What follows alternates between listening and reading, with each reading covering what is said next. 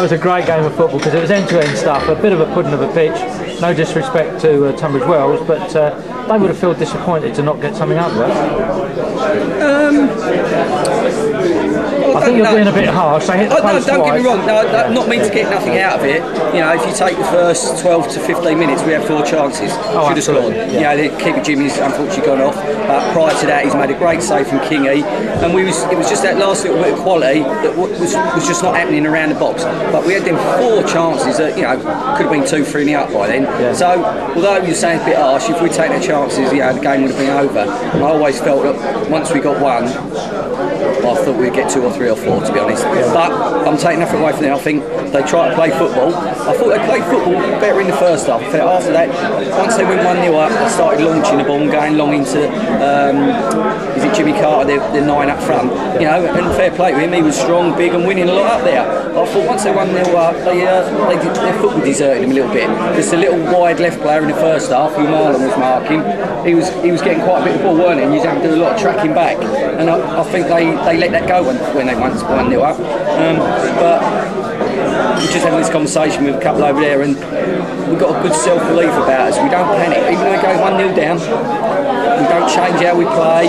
No one gets flustered. We just stay level, and the boys actually believe that, hey, 45, 50, 80 minutes, it will happen. Because, you know, they're capable of doing that. There must have been about 75 minutes when we scored our first today. Yeah, wouldn't be far off that. But that's what I mean. That is the belief the boys have got. Just keep plugging, keep trying to play football in the right areas when you can, and we better just deserves, I believe. Yeah, I think so as well. Well done. Over the 90 minutes, we deserve to win. Well, here we are with Marlon. Marlon, well done today. Good goal for you. Well taken. Nice bit of tricky footwork on a very difficult surface, but you finished it well. You must have been well pleased. Yeah, I've been, you know, it's been a long time coming really. I mean, I've scored a couple this season, but you know, I had a couple of chances last week. Keeper made a great save and off the line twice, and you know, today it was nice to get the goal, having conceded the penalty that bounced up on my arm. But yeah, you know, it's nice to get a goal for the club, and hopefully I'll get plenty more. Yeah, it did seem at the time, I must admit, a tad harsh. I mean, I've seen those given, and also just seen them waved away. In this instance, the lad stepped up and he took it well, but it was a bit of a blow, wasn't it? It was very.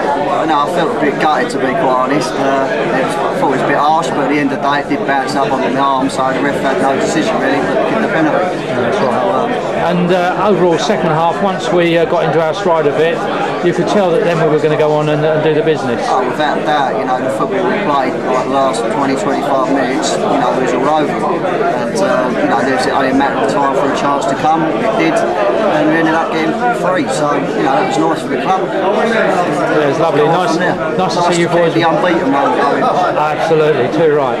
And just the last little word with Simon. Simon, just if you will, just a little bit about our Simon, our Stuart King.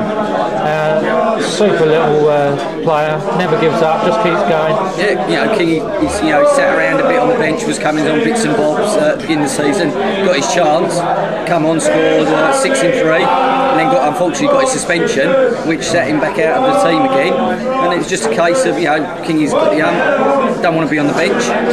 As we work here, you know, if you're out, you're suspended, you wait your time again, and when your time comes, you take it. And fair play to him, you know. He's taking it, which we knew he would. You know, we can't just change the team to suit one player because that's not how we work. The 2 boys who were playing up front at the time were scoring goals. And he just had to wait his time. And fair play to him. He's come in again today and scored 2. And he's a great player. Great player and a good lad to have around the club. Yeah, I must say he seems to have blossomed under yours and Mark's stewardship. He's obviously a young lad. He's learning about his football, but he does seem to. He's just showing signs now of maturity. Yeah, I think he is. But I think being around not just me and Mark and all the lads, I think he knows he's got to do that because if he don't, that lot will be down on him as well. Not just me and Mark, but the lads won't tolerate it. And he's doing brilliant. He's listening, he's learning. You know, there's the ump when you don't play, but you want that from your players. It's a great hunger to have. But you know, great lad, and I fancy it go a little bit higher, to be honest. Yeah, I think you could one be day. Right. Yeah, one day. Doubt. Yeah, one day. Well, just remains for me to ask you to wish all the viewers a happy Christmas. I was just going to do that. I was going to say to all the supporters who come down today, who again were tremendous, and all the supporters who didn't, who have followed us up to this day, happy Christmas, prosperous New Year, and we'll see you all at Herne Bay. Yeah, absolutely.